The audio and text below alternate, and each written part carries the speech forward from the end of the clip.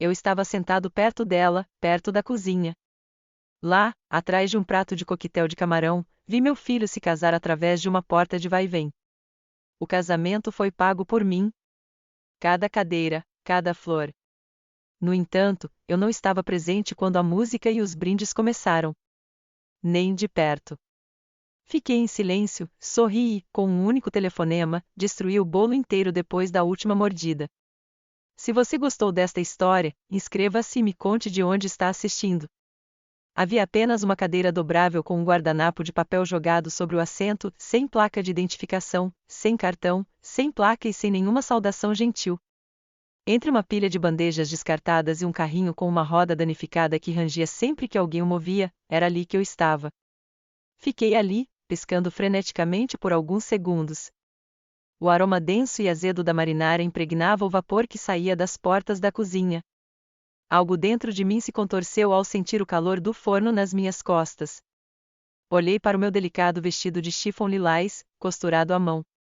Naquela manhã, passei 3 horas arrumando o cabelo. Fingir que aquele dia seria tão memorável para mim quanto para eles durou 3 horas.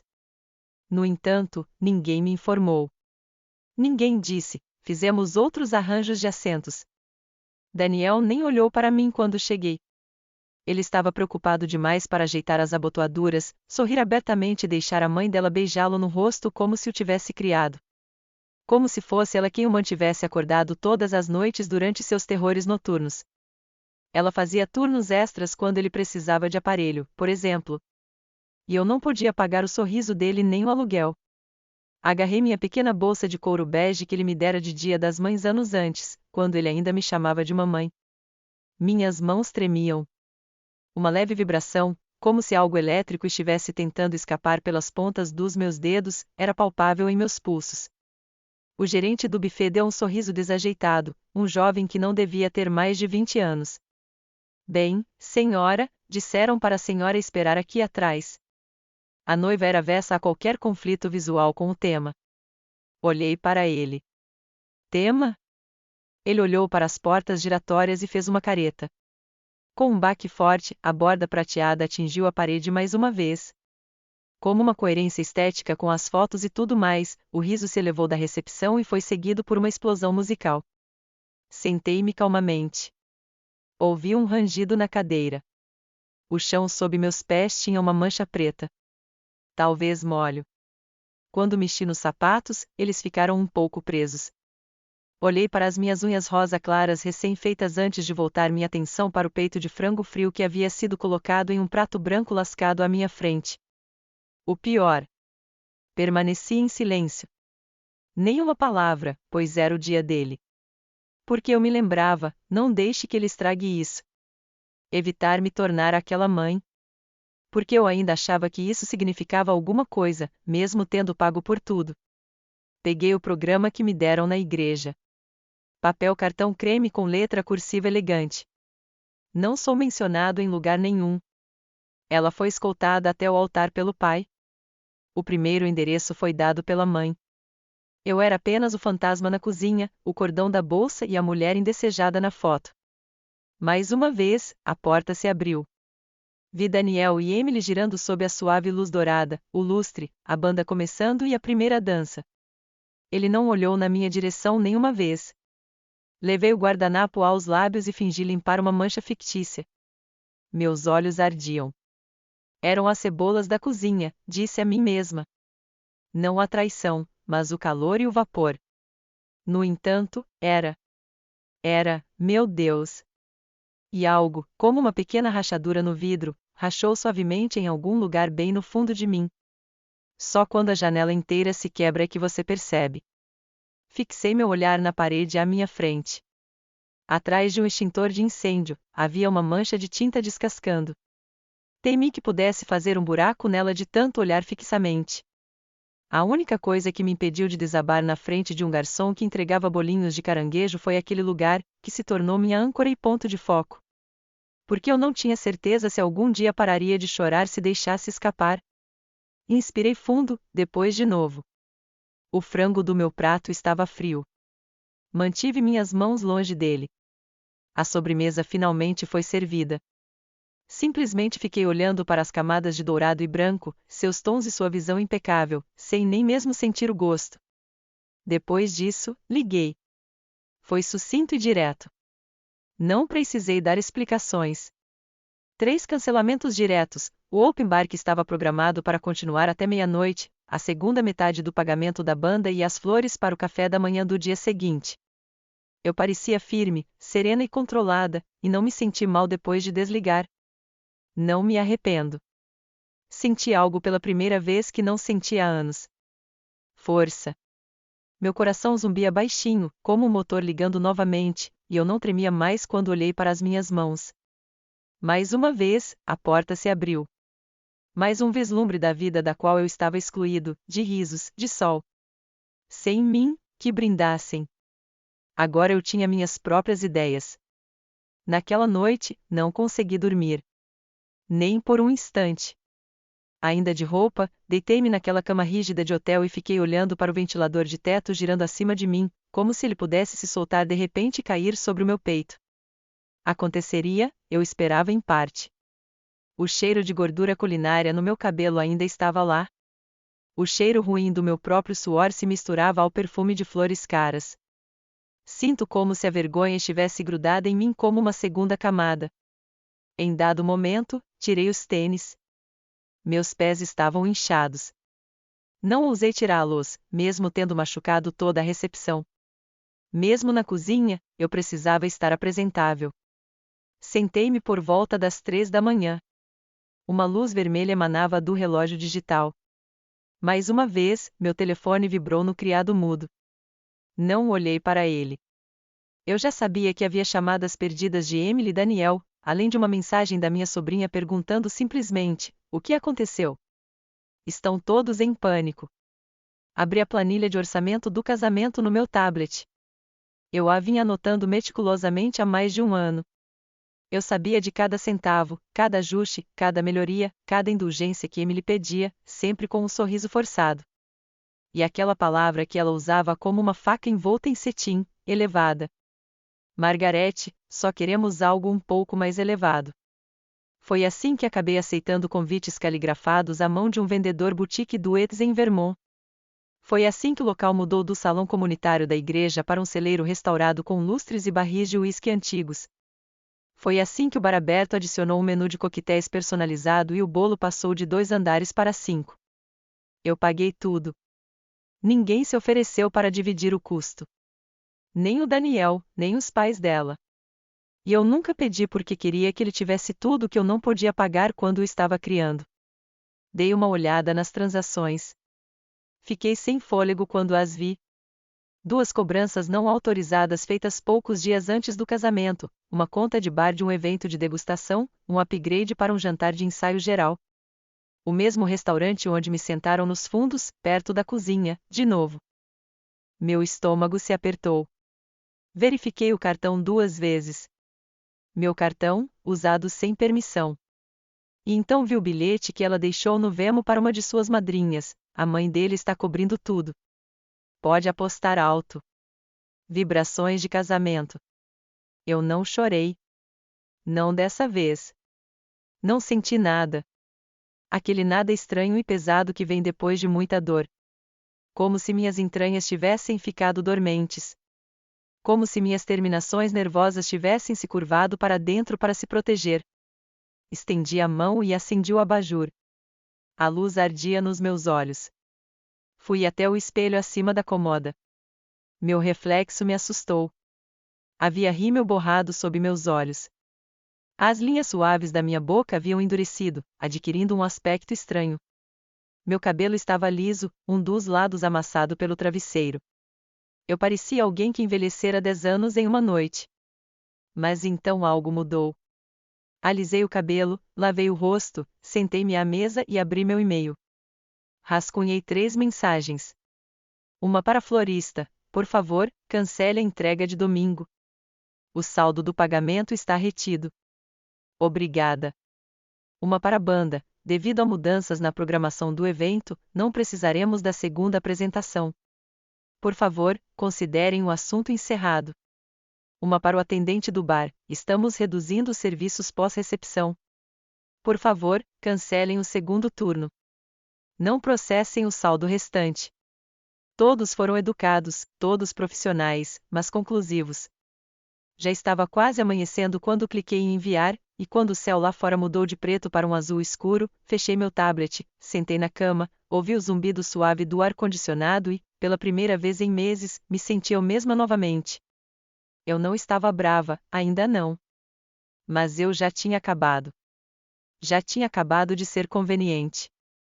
Já tinha acabado de ser a carteira. Já tinha acabado de ser a segunda opção. Que eles resolvessem. Que se esforçassem. Que se lembrassem do momento em que a música parou, o bar parou de servir, as flores nunca chegaram, e se perguntassem por quê. E talvez, só talvez, eles se lembrassem de quem tornou aquele casamento possível. Da mulher na cozinha, aquela que eles não queriam nas fotos. A música pulsava através da parede como uma batida de coração distante. Sentei-me ali naquela cadeira dobrável com um prato de canapés gelados e uma Coca-Cola Diet da geladeira de buffet e tentei não ouvir, mas não consegui evitar. Cada risada, cada aplauso, cada copo tilintando, tudo voltava pela porta de vai-vem como um lembrete cruel de onde eu não estava. Ouvi alguém fazendo um brinde. Uma voz masculina, provavelmente o pai dela, ou talvez o padrinho do Daniel. Inclinei-me um pouco para trás, apenas o suficiente para dar uma olhada pela fresta da porta. Lá estavam eles, enfileirados em frente àquele arco floral ridículo pelo qual paguei $1.200. Cadeiras douradas, velas flutuantes, um letreiro de neon personalizado que dizia: "Um futuro é para sempre", em letra cursiva cheia de curvas. Reconheci as vozes mesmo sem conseguir ver os rostos. A mãe de Emily, Susan, com seu tom de falsa simpatia característico: "Meu Deus, Daniel, você é o homem mais doce do mundo. Emily tem tanta sorte." Depois, risadas. Aplausos. Eu congelei. Lá, sentada à mesa principal, estava Susan, envolta em chifon azul marinho, pingando pérolas como se tivesse nascido em uma família rica, o que não era o caso. Ela só me encontrou 3 vezes antes do casamento. Nunca perguntou sobre a minha vida, nunca me agradeceu pelos pagamentos, nunca se ofereceu para contribuir com um centavo sequer. Ao lado dela, o pai de Emily reina como um rei suburbano. Uma risada alta e estrondosa. O mesmo homem que me disse no jantar de ensaio: "Nós realmente admiramos sua perseverança. Criar Daniel sozinha e tudo mais deve ter sido difícil." Perseverança. Como se eu tivesse escalado uma montanha, e não trabalhado anos em uniformes escolares, para que meu filho pudesse ter uma vida sem roupas usadas. E lá estava o Daniel. O meu Daniel, sorrindo como um estranho, sentado entre os pais dela como se sempre tivesse pertencido a eles. Procurei minha própria família. Minha irmã Carol estava sentada 2 fileiras atrás, ao lado da nossa prima Diane. Nenhuma delas olhou para a cozinha. Ninguém olhou. Eu não fazia parte do espetáculo. Eu era um problema que havia sido resolvido por uma cadeira no fundo e uma porta que se fechava. Alguém passou por mim, um garçom, uma jovem, provavelmente universitária.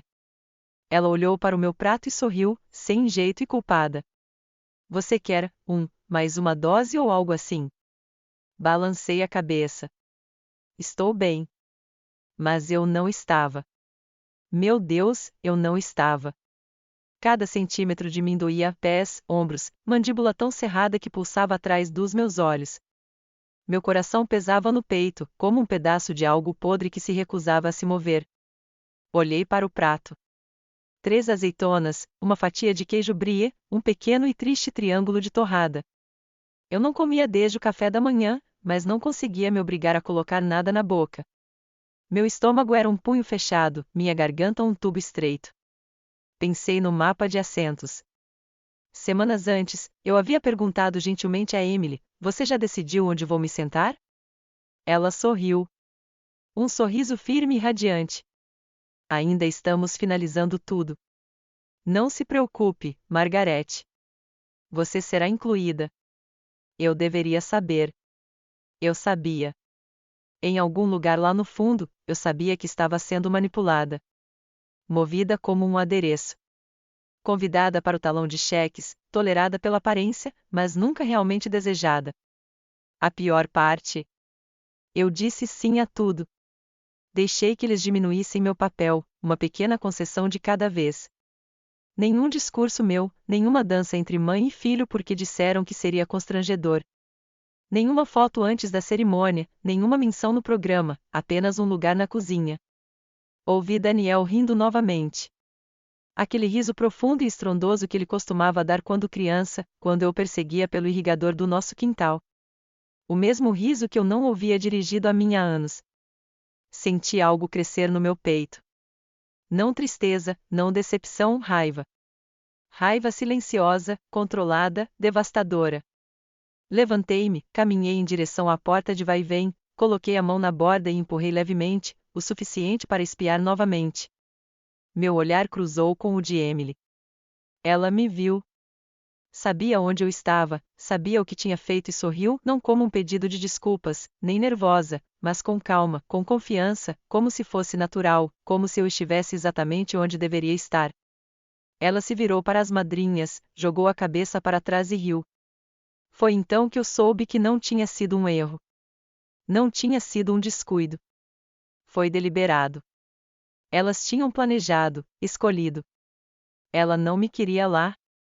E Daniel tinha deixado. Os dois tinham deixado. E assim, de repente, algo dentro de mim mudou. Não se quebrou. Não, não desta vez. Reposicionou-se. Meu lugar na vida deles havia mudado. E eu estava farta de fingir que não via. Deixe-os ter os holofotes. Deixe-os beber o champanhe deles. Eles achavam que eu era invisível.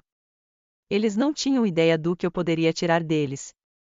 O brinde começou enquanto eu ainda estava em pé perto da porta da cozinha. Alguém havia diminuído as luzes do salão de festas. Eu podia ver o brilho das luzes de corda acima e o brilho dourado dos pratos em cada mesa.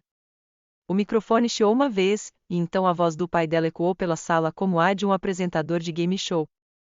A nossa filha Emily e ao seu novo marido perfeito, Daniel. Aplausos irromperam. Dei um passo para trás. A cozinha atrás de mim estava um caos. Bandejas de metal tilintando, vozes se elevando, um garçom discutindo sobre o prato sem glúten da mesa 12. Afastei-me para o lado e me encostei na parede. O gesso estava frio contra minhas costas. O cheiro de alho e óleo quente pairava no ar. Do outro lado da porta, o pai dela continuou. Quando Emily era pequena, ela nos disse que queria um conto de fadas, um príncipe, um castelo e um final feliz. Bem, querida, hoje você conseguiu. Mais aplausos. Minha respiração ficou presa. Ele nunca estava lá quando Daniel era pequeno. Nunca me viu limpar vômito do chão do banheiro às 2 da manhã. Nunca me viu costurar botões de volta no uniforme escolar dele. Nunca dirigiu quilômetros em estradas congeladas só para levá-lo a um torneio de xadrez. Mas hoje, eles estavam reescrevendo a história, e eu tinha sido editada. Olhei para as minhas mãos novamente. Meus dedos estavam manchados, a pele fina, ligeiramente trêmula. A saída de ar frio acima fez meus braços formigarem. Então chegou a vez da mãe de Emily. Sua voz estava melosa, ensaiada demais. Estamos muito gratos por termos a companhia de tantas pessoas que amam Emily e Daniel hoje. E por receber Daniel em nossa família. Ele já é como um segundo filho para nós. Mais uma aclamação. Como um segundo filho. Nenhuma palavra sobre mim. Nenhuma palavra sobre a mulher que o criou. Não, obrigada por tudo, Margarete. Não, agradecemos sua generosidade. Não, este dia não seria possível sem ela. Nada. Mordi a parte interna da bochecha com tanta força que senti gosto de sangue. Meus pés doíam, mas me recusei a sentar. Então veio a parte que eu temia, o discurso do noivo. Daniel se aproximou do microfone. Ele parecia radiante, queixo forte, postura confiante, terno sob medida que eu ajudei a pagar. Eu o vira respirar pela primeira vez em uma unidade de UTI neonatal. Agora ele estava ali, crescido, radiante, um estranho. Só quero agradecer a todos por estarem aqui, disse ele. Sua voz estava mais grave do que eu me lembrava, polida como se tivesse ensaiado no espelho. Me sinto tão sortudo. Emily, você me fez o homem mais feliz do mundo. E à sua família, obrigado por me receberem como se fossem seus. Eu realmente me sinto em casa com todos vocês. Minha garganta fechou. E a todos que ajudaram a tornar o dia de hoje realidade, obrigada. Este foi o dia mais incrível das nossas vidas. Meu nome nunca foi dito, nenhuma vez. Eu havia pago pelo local, pelo buffet, pelo fotógrafo, pelo DJ, pela roupa de cama, pelo letreiro de neon personalizado. Até paguei pelo vestido que Emily usou enquanto estava ali com a mão no braço dele. E, no entanto, eu não existia. Os garçons aplaudiram. Eu não me mexi. A banda continuou. A pista de dança começou a encher. Alguém me trouxe uma fatia de bolo num prato de plástico. Fiquei olhando para ela. Baunilha com recheio de framboesa. O favorito dela. Eu não gosto de framboesa. Nunca gostei. Olhei para o garfo fino de ouro que me deram. Minha mão estava firme agora. Lembrei-me de quando Daniel fez 10 anos e pediu um bolo de chocolate com granulado. Trabalhei 2 turnos extras só para comprar o da padaria que ele apontou na vitrine. Seus olhos brilharam quando o viu. Ele me abraçou tão forte naquele dia. Aquele garoto se foi. Em seu lugar, um homem que nem se lembrou de guardar uma cadeira para mim. Deixei o bolo de lado. Esperei até que o último pedaço da sobremesa fosse servido, até que as pessoas se levantassem, afrouxassem as gravatas, limpassem a cobertura dos lábios, até que a música atingisse aquele pico perfeito. Então, saí da cozinha, passei direto pelos garçons, pelo bar e saí pela porta lateral. O ar lá fora estava fresco e parado, o tipo de silêncio que ressoa nos ouvidos. Peguei meu celular. 3 ligações, uma para a florista, uma para a banda, uma para o gerente do bar. Educado, direto, sem necessidade de explicações. Quando voltei para o hotel, a situação já estava se complicando. O brunch de amanhã havia sido cancelado. O set de música da madrugada havia sido cancelado. O segundo barman e o cardápio de coquetéis já tinham desaparecido. Eu já tinha ficado quieto tempo suficiente. Deixei que aproveitassem o que restava. Deixei que sentissem a lacuna, a ausência. Deixei que fizessem perguntas. Não me importava se me chamassem de dramático, mesquinho, ingrato. Eles já me apagaram da história. Tudo o que fiz foi virar a página. O quarto de hotel cheirava a loção de rosas e algo levemente metálico. Talvez o estresse, talvez a minha pele. Sentei-me de pernas cruzadas na cama. O edredom ainda perfeitamente feito sob mim, intocado desde que fiz o check-in 2 noites antes. Eu não tinha chorado, nenhuma vez. Mas algo dentro de mim tinha esfriado. Não congelado. Não, coisas congeladas são quebradiças. Elas racham. Eu estava endurecendo, temperada. O sol ainda nem tinha nascido. Peguei minha bolsa e peguei meu celular. 6 chamadas perdidas, 2 mensagens de voz, 1 dúzia de mensagens. Daniel, onde você está? Por que o brunch foi cancelado? Mãe, sério, isso não tem graça. Emily, não entendo o que está acontecendo. Você está bem? Por favor, responda. Isso é tão infantil. Ri baixinho. Apenas uma lufada de ar pelo nariz. Infantil. Abri o aplicativo do banco novamente. Meus dedos se moviam com a memória muscular de alguém que verificava o talão de cheques todos os domingos por 3 décadas. As cobranças continuavam lá, não autorizadas, arrogantes. A noiva, minha nova nora, havia se servido do meu cartão para um passeio pelos bares antes do casamento e um dia de spa com seus padrinhos. Eu conseguia ver tudo nos recibos detalhados. Garrafas de champanhe, manicure, máscaras faciais, brunch para 8. Ninguém me perguntou. Ninguém sequer me disse. A confiança que eu carregava no peito, como uma colcha velha, quente, familiar, parecia despedaçada, como se alguém a tivesse cortado com uma tesoura enquanto eu dormia. Cliquei nos meus e-mails. Havia 2 novos. Um da florista: estamos decepcionados com o cancelamento repentino, mas entendemos. Conforme o nosso acordo, não haverá reembolso com menos de 48 horas de antecedência. Ótimo! O segundo e-mail era do empresário da banda. Estávamos na metade da montagem quando o cancelamento chegou. É extremamente incomum, mas sua mensagem foi clara.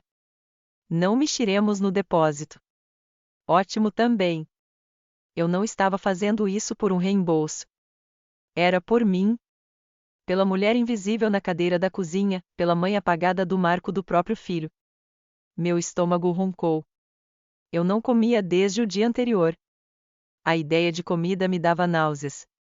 Em vez disso, levantei-me, abri as cortinas rígidas e observei o sol se esvair no céu laranja, depois rosa, depois um amarelo claro que fazia tudo parecer irreal.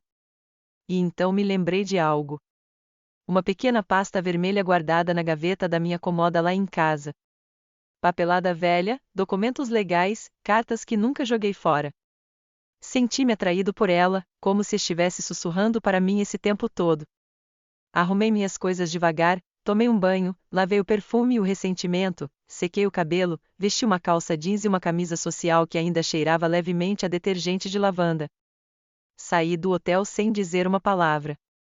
A viagem para casa foi tranquila, apenas o som dos pneus no asfalto e a estática suave do rádio tocando músicas que eu não conhecia. O tipo de viagem em que você começa a ouvir seus próprios pensamentos, altos e sem filtros. Ele não mencionou você. Todos viram onde você estava sentado. Ninguém fez nada. Quando estacionei na entrada da minha garagem, as rosas que eu havia plantado 2 verões atrás estavam em plena floração. Não parei para admirá-las. Fui direto para o quarto, abri a comoda, peguei a pasta vermelha e sentei na cama. No fundo da pilha, abaixo de antigos documentos de seguro e algumas fotos que eu não olhava há anos, havia uma carta.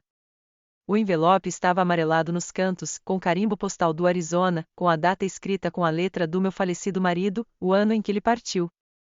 Lembro-me de tê-la encontrado semanas depois de sua morte. Eu não a tinha aberto naquela ocasião. Não conseguia. Parecia sal em uma ferida aberta, como deixá-lo falar do túmulo quando eu não estava pronta para ouvir. Mas agora, deslizei o dedo por baixo da aba. O papel era fino, sua letra inclinada e familiar. Começava de forma simples: Margarete, sei que você nunca mais quis saber de mim, mas preciso te contar uma coisa. Senti meu pulso acelerar. Minhas mãos tremiam levemente. Eu tenho carregado um segredo e não posso levá-lo para o túmulo. Você merece a verdade. Daniel, ele não é seu biologicamente. Descobri anos atrás que Emily estava grávida quando ficamos juntos. Pensei que poderia fingir que ele era meu, mas ele não é. E nenhum de nós jamais te contou. Parei de ler. A sala girou por um segundo, depois se acalmou. Li o resto. Desculpas, desculpas, arrependimentos, palavras que agora não significavam nada.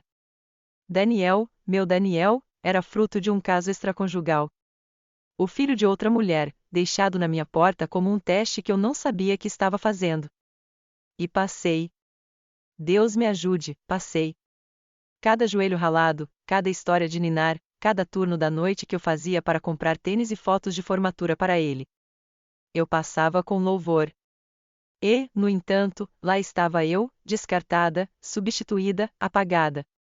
Mas agora eu tinha uma nova clareza, uma verdade afiada o suficiente para atravessar anos de silêncio. E eu estava farta de sangrar. Eu não chorei. Mesmo sentada ali, com aquela carta tremendo no colo, o peso dela mais pesado do que qualquer coisa que eu já tivesse segurado, não derramei uma única lágrima. Qual seria o sentido? Lágrimas construíram a infância de Daniel. Lágrimas pagaram seus sapatos, seu remédio para asma, seu primeiro carro. Elas encheram meu travesseiro depois que seu pai foi embora, e novamente quando ele atravessou aquele palco do colégio, sem se virar uma única vez para acenar para mim no meio da multidão. Eu já tinha ficado sem lágrimas anos atrás. O que eu tinha agora era outra coisa. Não tristeza, nem desgosto, clareza. Fui até a cozinha e me servi uma xícara de café. Preto, forte. Sentei-me perto da janela e observei o irrigador do vizinho tic-taqueando no gramado. Era uma manhã de domingo normal, mas eu não era mais a mulher que pagava pelo conto de fadas de outra pessoa e ganhava em troca uma cadeira dobrável atrás da tigela de ponche. Eu não era mais a mulher que engoliria isso. Não isso. Abri meu celular e comecei a falar com a florista. Minha voz era calma e educada. Agradeci a compreensão. Confirmei novamente que os arranjos de domingo não seriam necessários. Não expliquei. Eu não devia isso a eles. A banda foi a próxima. Mesmo tom, mesmo silêncio sobre o motivo. Depois, o serviço de bar. Olá, aqui é Margaret Langley. Sim, é isso mesmo. Estou ligando para cancelar o coquetel de recepção para o brunch pós-casamento. Sim. Não, sem problemas. Só mudei de ideia. Obrigada. Clique. 3 ligações, 3 cortes. Eu poderia ter parado por aí, mas não parei porque sabia o que estava por vir. Desliguei o celular e liguei novamente 5 minutos depois. 38 mensagens não lidas, 3 mensagens de voz. Daniel de novo, mãe, onde você está? A banda não apareceu. Que diabos está acontecendo? A mãe de Emily, não sei o que está acontecendo, mas isso é incrivelmente antiprofissional. As pessoas estão fazendo perguntas. E a própria Emily, Margaret, falando sério. Isso é porque você estava chateada com os assentos? Isso é mesquinho. Tínhamos uma visão.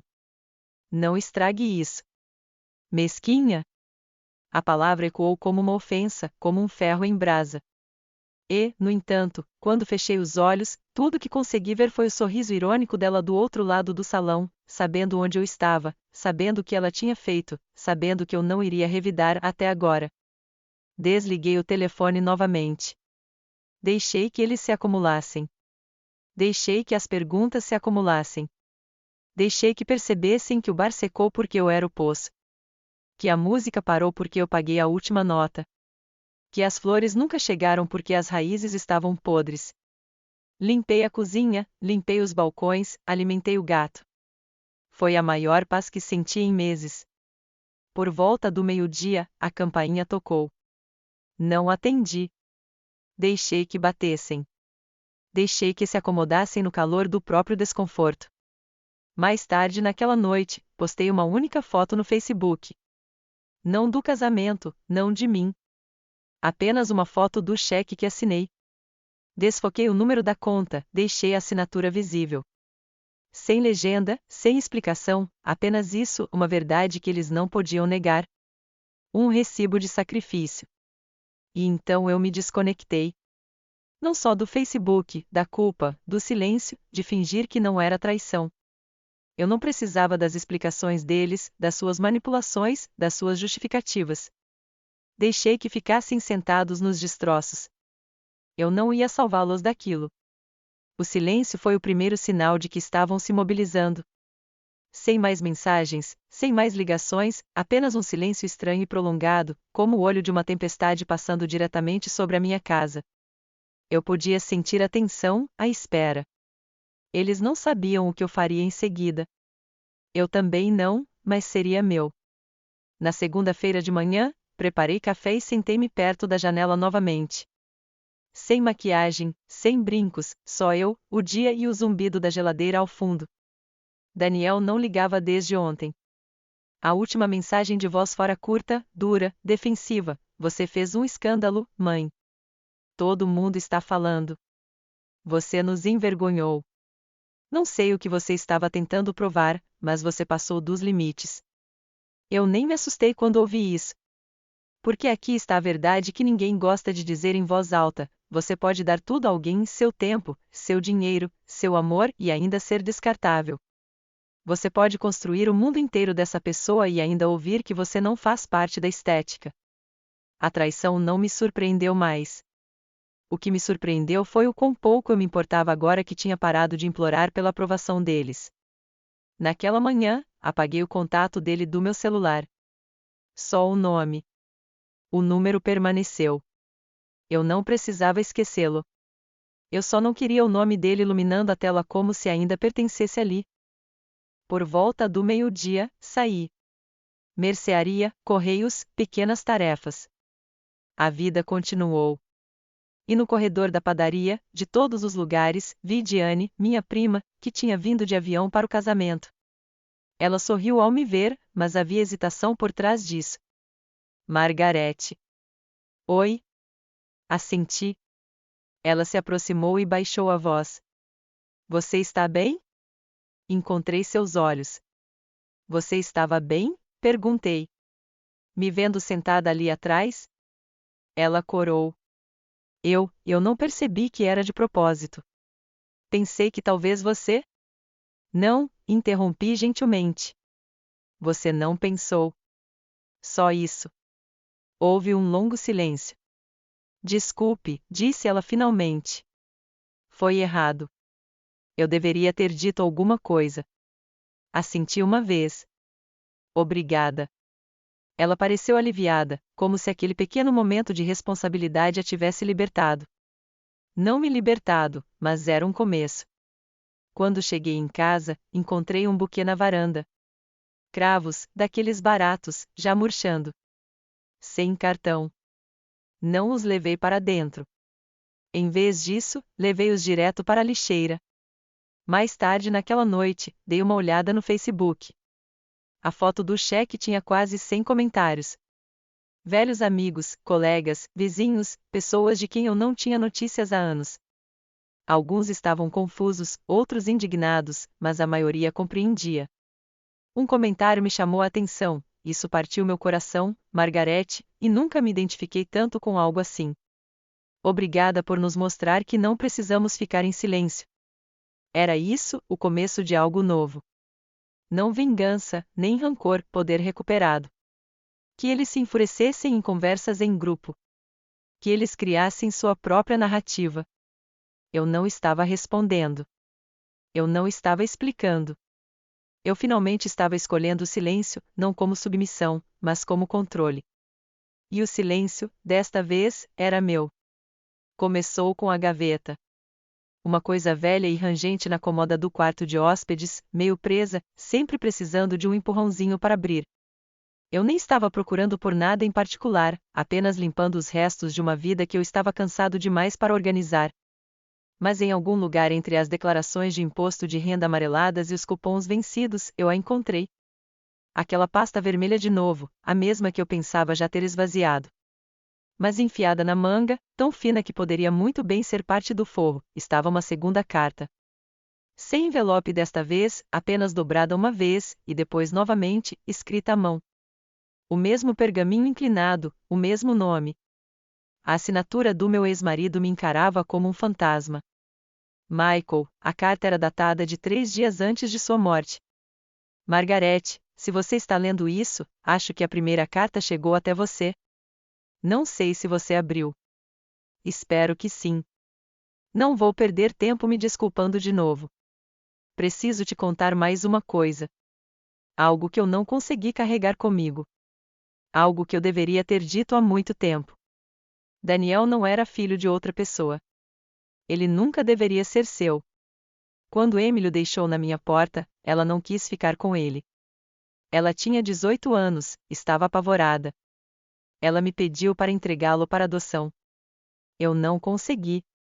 Eu não tive coragem. Eu menti para você.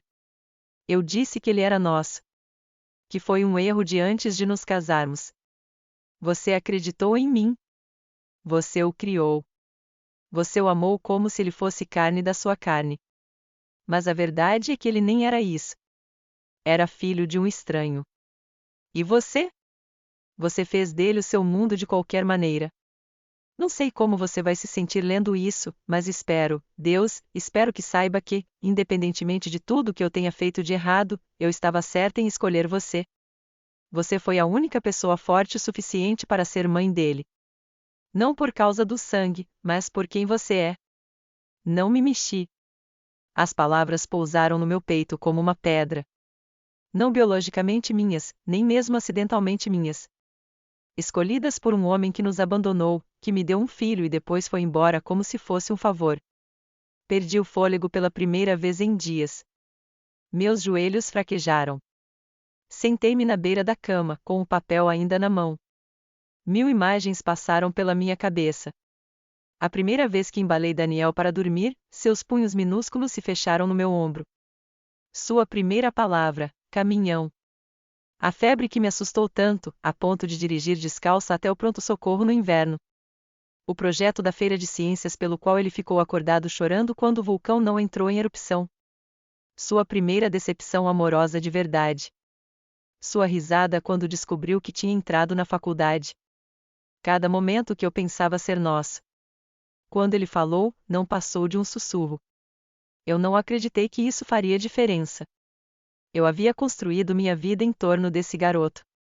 Eu havia moldado minha identidade em torno de ser sua mãe. E agora eu tinha que aceitar algo que nenhuma mulher deveria ter que aceitar. Ele nunca me viu verdadeiramente dessa forma. Ele amava o que eu dava, não quem eu era. Não de verdade. Se tivesse, nunca teria deixado que ela me colocasse naquela cozinha. Ele nunca teria ficado em silêncio. Ele nunca teria deixado que me apagassem. Coloquei a carta na cama e a alisei com a palma da mão. Não parecia mais traição. Parecia liberdade. Por 62 anos, vivi uma versão de mim mesma que só existia a serviço dos outros. Esposa, mãe, provedora, fantasma. Mas agora, com aquela verdade me encarando em tinta desbotada pelo tempo, vi algo novo. Eu tinha um poder que nem percebia, porque amava completamente alguém que nunca me pertenceu. E nunca deixei que isso me impedisse. Porque escolhi ficar quando outros fugiram. Porque construí uma família mesmo quando não estava escrita com sangue. E eu podia escolher novamente. Começando agora. Deixei a carta aberta sobre a mesa da cozinha. Não a escondi. Não a tranquei. Apenas a deixei ali, simples e visível, como uma verdade que eu não precisava mais esconder de mim mesma. Andei pela casa como se a estivesse vendo pela primeira vez. As paredes bege, as fotos desbotadas da formatura do ensino médio de Daniel, o amassado no batente da porta de quando ele bateu a bicicleta ao tentar entrar. Eu costumava sorrir para aquele amassado. Agora eu só olhava para ele. Aquela casa era um museu de sacrifícios. De todas as maneiras pelas quais eu me apaguei para mantê-lo inteiro. A poltrona desbotada em que o cuidei. O kit de costura que usei para fazer a bainha das calças dele. A despensa ainda cheia do seu cereal favorito, Honey Bunches of Oats, mesmo que eu tenha parado de gostar dele anos atrás. De repente, me dei conta. Eu não sabia qual era meu cereal favorito. Não sabia qual era o último livro que tinha lido que não fosse um guia para pais ou algo da lista de leitura obrigatória do hospital. Não me lembrava da última vez que gastei dinheiro com algo só para mim.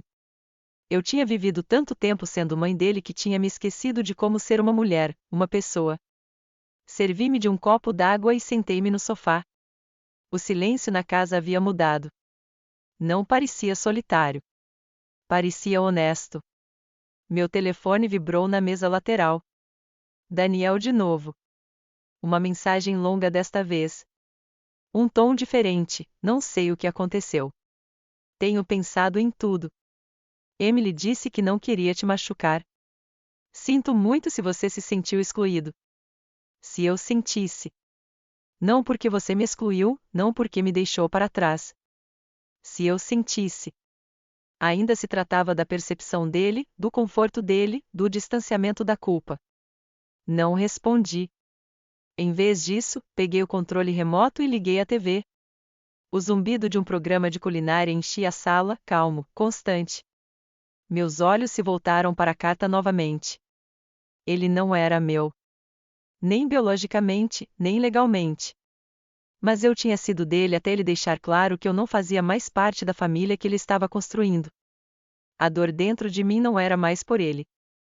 Era pela versão de mim mesma que eu havia abandonado para criar alguém que nunca se virou para perguntar: "Você está bem, mãe?" Todos aqueles anos, todos aqueles aniversários que tornei especiais. Todas aquelas manhãs de Natal em que fiquei acordada até depois da meia-noite embrulhando presentes de loja de $1 em laços perfeitos. Todos aqueles dias do tipo você senta, eu lavo a louça que nunca tive porque ninguém nunca se ofereceu. Eu tinha sido sua música de fundo, sua rede de segurança, seu silêncio confiável. Mas não mais. Naquela noite, tirei todas as nossas fotos emolduradas da parede. Não por raiva, nem por despeito, porque era hora de parar de viver em um santuário para uma versão da maternidade que exigia que eu desaparecesse. Embalei-as com cuidado, enrolei os copos em toalhas velhas e etiquetei a caixa, memórias, não obrigações. Preparei o jantar só para mim. Uma receita que vi uma vez num programa de viagens: macarrão com manteiga de limão, tomates cereja assados e alho. Sem nuggets de frango, sem macarrão com queijo, exatamente o que eu queria. Acendi uma vela enquanto comia. Toquei jazz suave. Arrumei a mesa para uma pessoa. Estava tudo tranquilo, mas não vazio. Era o som da recuperação de algo que eu não tinha percebido que tinha perdido, eu mesma. A lista de convidados começou em silêncio. Nada de canetas brilhantes, nada de papel alumínio dourado, apenas um bloco de notas amarelo pautado e o som da minha caneta riscando. Escrevi os nomes um por um. Não pessoas que eu precisava convidar, pessoas que eu queria convidar. Clary, minha velha amiga do pronto-socorro que costumava colocar café escondido no meu armário quando eu trabalhava em turnos duplos. Sr. Henderson, meu vizinho que sempre limpava a neve da minha entrada de garagem antes que eu pudesse sair. Dena, da livraria que visito todo domingo, que sempre pergunta sobre a minha semana e realmente escuta. Enfermeira Janete, que certa vez ficou até tarde no seu próprio aniversário para me ajudar a cobrir um plantão. Ninguém tinha o mesmo sangue que eu, mas todos me fizeram sentir visto de uma forma que meu próprio filho jamais se sentirá. E esse era o novo tema: pessoas que me viam. Não era um casamento, não era um feriado, apenas um jantar na minha casa, com a minha comida, na minha mesa. Sem cadeiras dobráveis, sem cozinhas nos fundos. Passei os dias seguintes preparando tudo. Não porque eu precisava impressionar alguém, mas porque eu queria. Pela primeira vez em anos, eu não estava preparando nada para a história de outra pessoa. Não se tratava de Daniel. Não se tratava de redenção. Não se tratava de provar nada. Tratava-se de abrir espaço para a alegria, para mim. Fui ao mercado e escolhi os ingredientes eu mesma. Manjericão fresco, alho, tomate cereja. Nenhuma bandeja de aperitivos congelados à vista. Até comprei uma toalha de mesa nova, azul com girassóis. Me lembrou de algo que eu teria gostado aos 20 anos, antes de todos os deveriam começarem a se acumular como tijolos ao redor da minha vida. Na manhã do jantar, acordei cedo e toquei música enquanto cozinhava. Van Morrison, Stevie Nicks, Norah Jones. Minha casa cheirava a alho, azeite e raspas de limão, a aconchego, a esforço, a lar. A primeira convidada chegou pouco antes das 6. Clary, com uma garrafa de vinho tinto e um sorriso enorme. Você está incrível, Meg. Eu estava. Cabelo macio, grisalho nas têmporas, mas solto e confiante. Uma blusa de linho que deixava minha pele fresca. Nada de Spanx, nada de lágrimas de rímel esperando para rolar. Só eu. Eles chegaram aos poucos depois disso. 6 convidados. Risadas na porta. Abraços que duraram mais do que o necessário. Vinho sendo servido sem pedir permissão. Comemos na mesa que eu costumava usar para dobrar roupa e ajudar Daniel com a lição de matemática.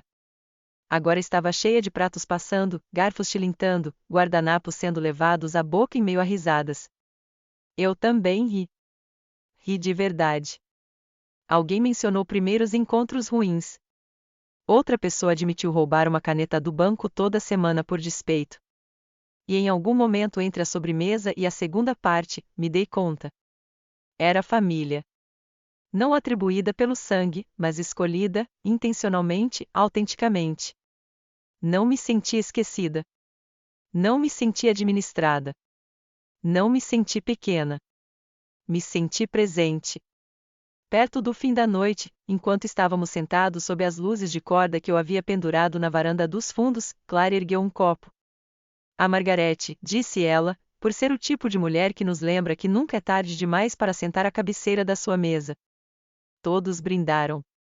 Eu ri baixinho, e cada palavra que eu dizia era sincera quando ergui meu copo e disse, a finalmente ser vista. A batida veio logo depois do meio-dia.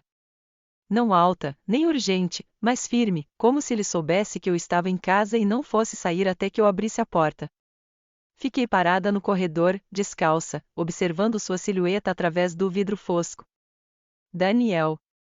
Fazia uma semana desde o casamento. 7 dias de silêncio da minha parte. 7 dias de desintegração para ele. Abri a porta devagar. Ele parecia o mesmo, mas não exatamente. O terno tinha sumido. O brilho também. Ele usava uma camiseta amassada e olheiras. Sua boca se apertou ao me ver, como se tivesse ensaiado 10 maneiras diferentes de começar aquela conversa e esquecido todas de uma vez. Oi, mãe. Não respondi. Dei um passo para o lado e o deixei entrar. Ele hesitou, depois passou por mim. A casa estava limpa e silenciosa. A luz do sol incidia sobre o chão da sala. Na lareira, as fotos haviam sumido. Todas as dele. Ele notou. Seus olhos se voltaram para os espaços vazios. Onde estão as fotos? Ignorei a pergunta. Sente-se, eu disse. Calmo, sem emoção. Ele obedeceu, afundando-se na poltrona à minha frente. Por um longo momento, nenhum de nós falou. Finalmente, ele suspirou e passou a mão pelos cabelos. Eu não vim aqui para brigar. Assenti. Ótimo. Ele balançou a cabeça. Não entendo o que aconteceu. Num minuto estava tudo bem, e no outro você está cancelando coisas, postando cheques no Facebook. Isso doeu. Ele não perguntou como eu me sentia. Ele não disse a me desculpe. Ele queria uma explicação. Levantei-me, fui até o armário no corredor, peguei uma caixa e coloquei-a cuidadosamente sobre a mesa de centro entre nós. Ele perguntou, o que é isso? Recibos, respondi. Todos dos últimos 12 meses. Entradas para o buffet, provas de roupas e depósitos para o local. Eu até cuidei da pista de dança adicional que você solicitou. Lembra disso? Ele não tocou nos papéis, mas seus olhos os examinaram. A carta, escrita com a caligrafia característica de seu pai, foi o terceiro item que tirei. Enquanto ele lia, permaneci em silêncio. Observei seu rosto. Primeiro, perplexidade, depois reconhecimento e, finalmente, a sombra gradual e crescente de incredulidade.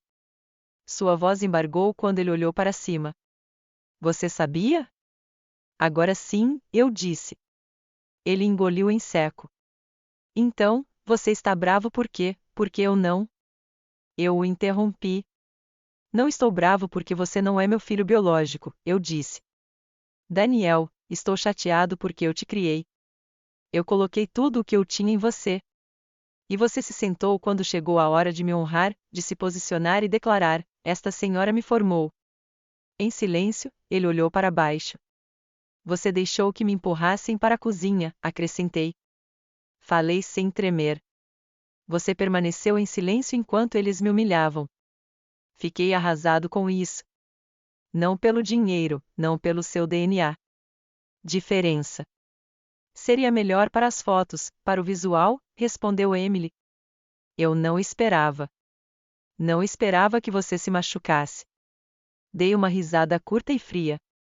Você não pensou direito. De fato. Levantei-me, fui até a lareira e mostrei uma das molduras vazias. Esta antigamente continha uma foto sua se formando no jardim de infância. Você tinha uma caneta na camisa e um dente faltando. Você correu para os meus braços assim que saiu do palco. Coloquei-a de bruços. Cansei de me apegar a versões suas que não existem mais. Ele estremeceu como se eu o tivesse golpeado. Mãe, não, disse ele. Eu não sou mais seu pano de fundo, afirmei com firmeza. Seu banco não sou eu. Você não pensa em mim depois do ocorrido. Seu maxilar estava cerrado enquanto ele olhava para o chão. Lentamente, ele assentiu. Desculpe, disse-ele num sussurro. Não é o suficiente. É tarde demais.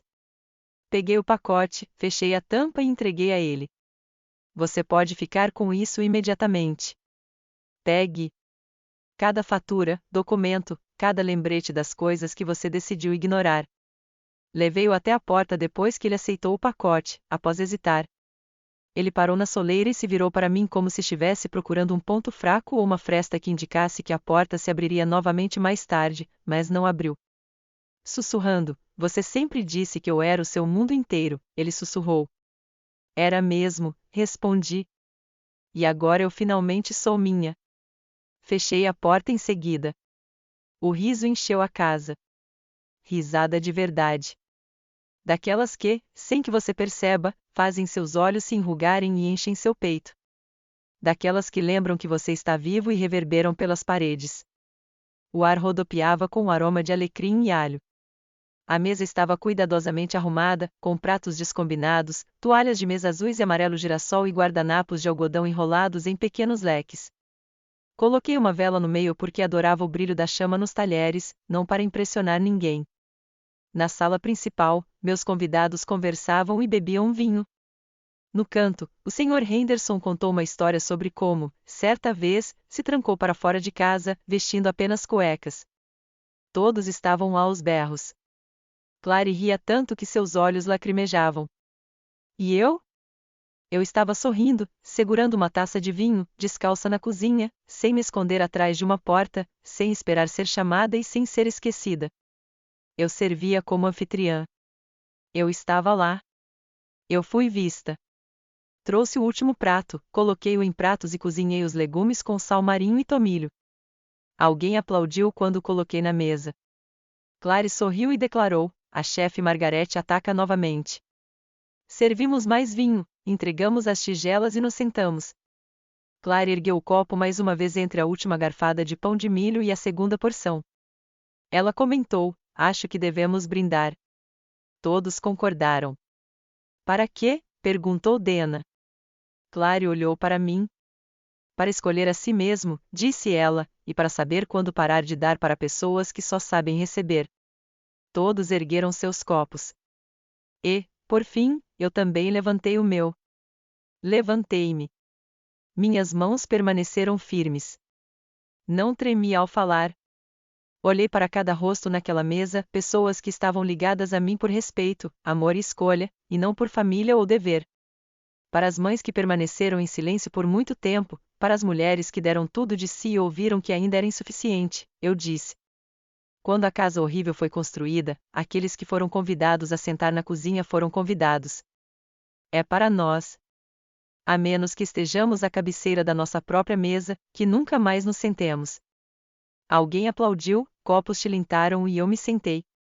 Estou na minha cadeira, no meu posto, não no fundo, fora de vista ou exilado.